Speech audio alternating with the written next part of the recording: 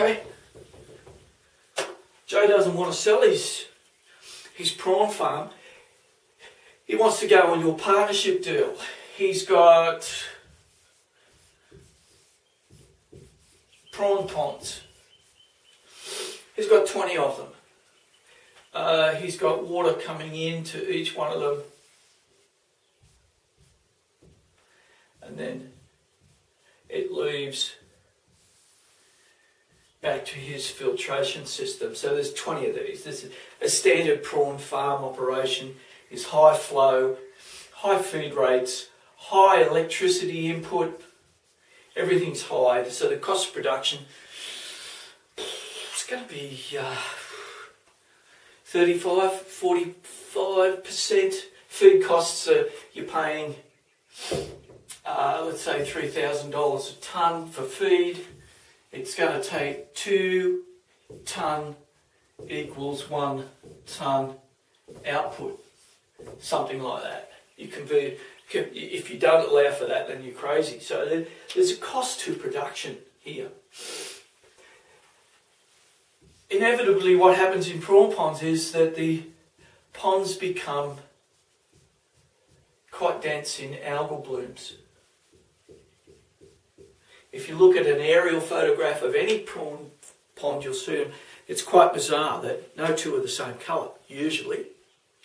And then when they are the same colour, it's usually a fairly thick, soupy colour. So there's a need for very large pumps, pumping water in here to exchange the water,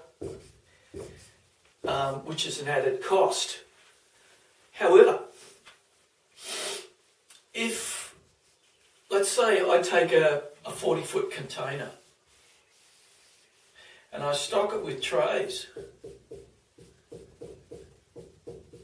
and I put aeration in here so that from a side-on view, that's a container looking side-on into it, I create a flow like that, and I've got trays in there.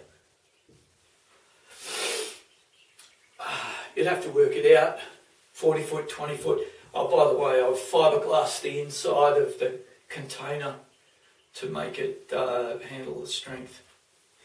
It's an example only, just to give your mind a bit of a target. You're probably going, containers aren't strong enough.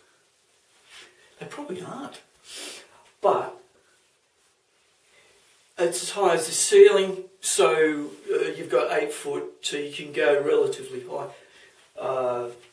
As long as you've got water in, water out, and a turnover rate here, you can take advantage of all this algae production here, and then be able to move your containers off. This one's cleaned up, so I'll move all my containers around to here, or I'll move the pumps, submersible pumps, on a floating cage. You can just drag them around.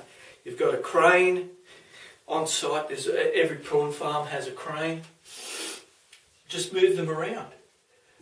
You can drain these out, and as long as they're not exposed to excessive sunlight, you could probably leave them dry for a week.